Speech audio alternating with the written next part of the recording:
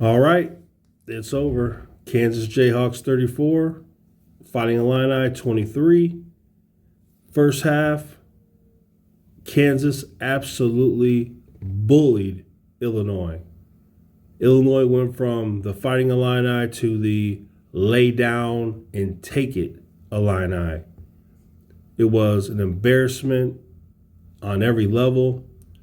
Offensively, it was an embarrassment.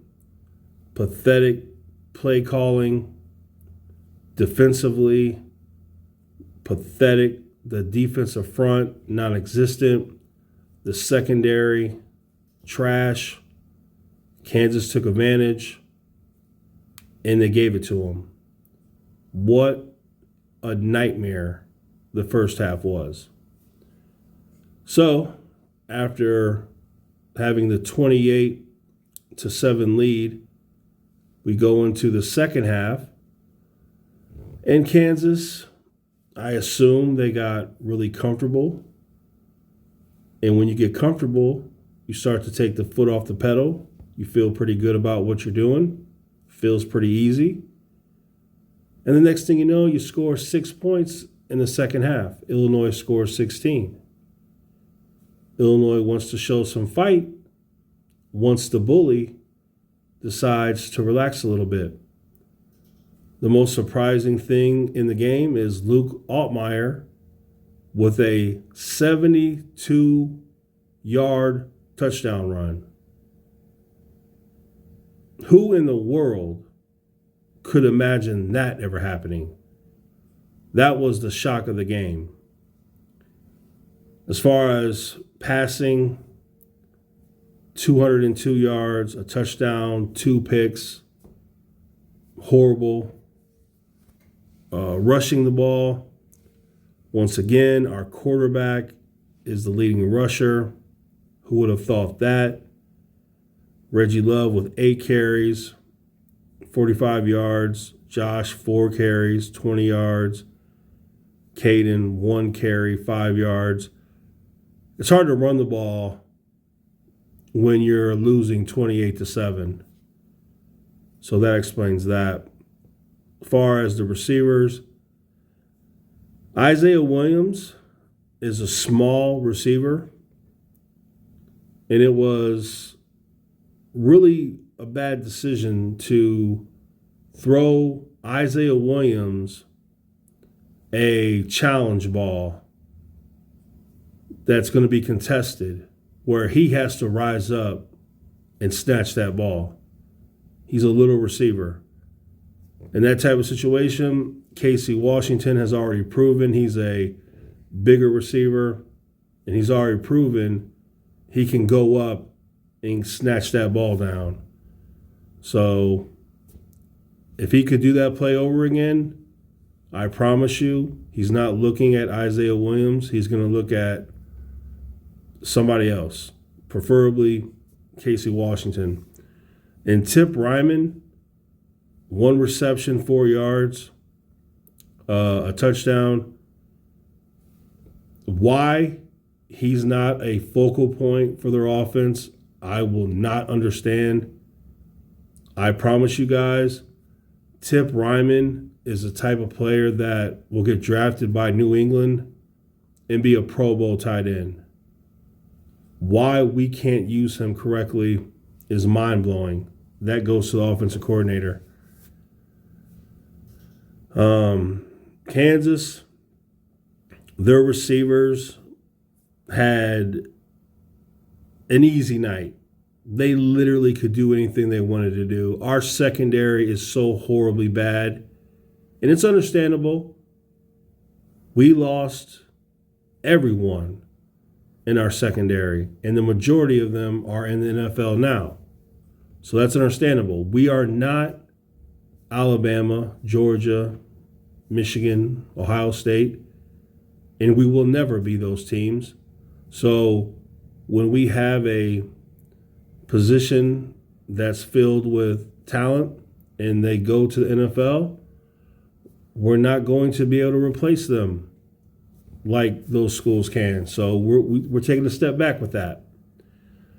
In the first half, I was really feeling bad for our defensive coordinator, because you have to ask yourself, if Ryan Walters was still our defensive coordinator, would we be giving up 28 points and a half, letting Kansas score so easily? That's a fair question. Second half, you can point to them giving up only 6 points. But to that, I would say, was it more Kansas becoming comfortable, taking it for granted, or was it Illinois' defense playing much better? I'll let you decide what feels good for you. I will tell you, Kansas just took a step back, got too comfortable, and allowed the Illini to play defense. Illinois could play Kansas 10 times, and they would lose 10 times. Kansas is the better team, period. And that's sad to say.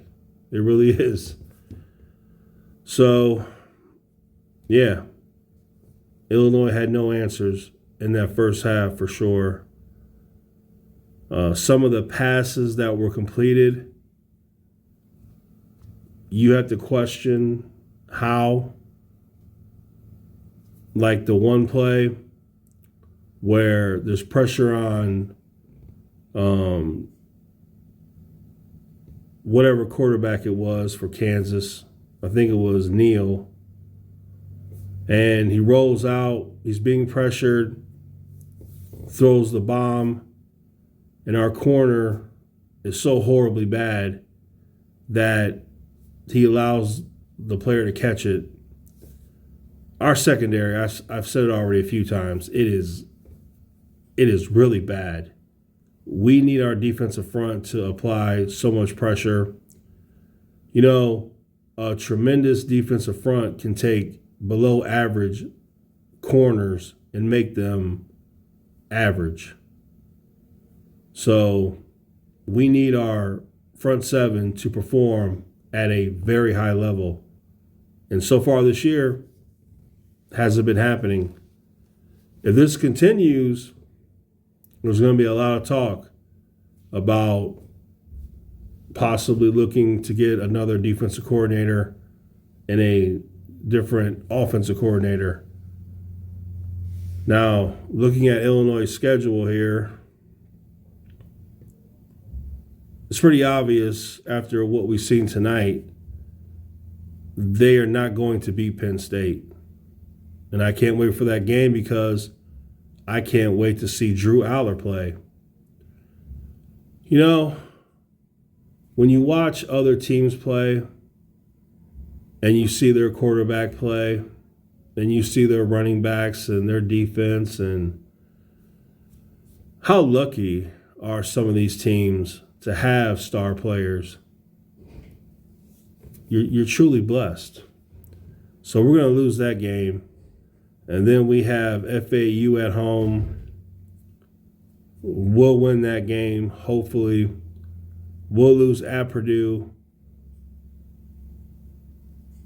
We could lose to Nebraska. That's a toss-up. I'll have to see Nebraska play a few more games, see Illinois play. They're going to lose at Maryland. They're going to lose to Wisconsin. They're going to lose at Minnesota. They're going to beat Indiana, lose at Iowa, and they beat Northwestern. So after the first two games, I've adjusted my expectations.